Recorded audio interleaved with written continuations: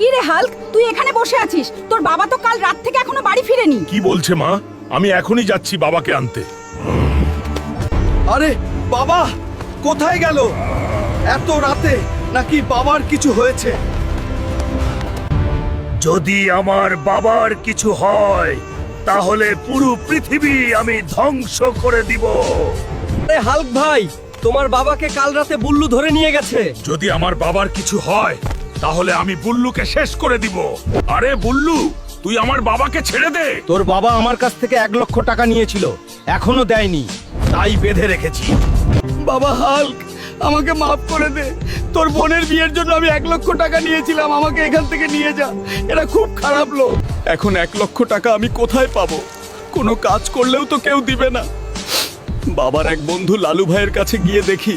Lalu uncle, দয়া করে আমাকে 1,00,000 টাকা দিন, বাবাকে বাঁচাতে হবে। আমার কাছে কোনো টাকা হবে না, তুমি যাও এখান থেকে।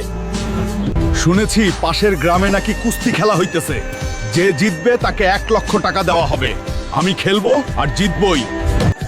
আজকের খেলা হবে হাল্ক বনাম কুদ্দুস। কে বিজয় হবে কমেন্টে বলে যাও।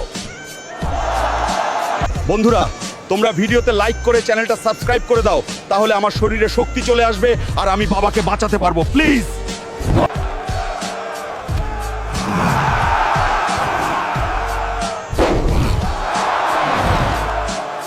এই নিয়ে বুল্লু 1,00,000 টাকা।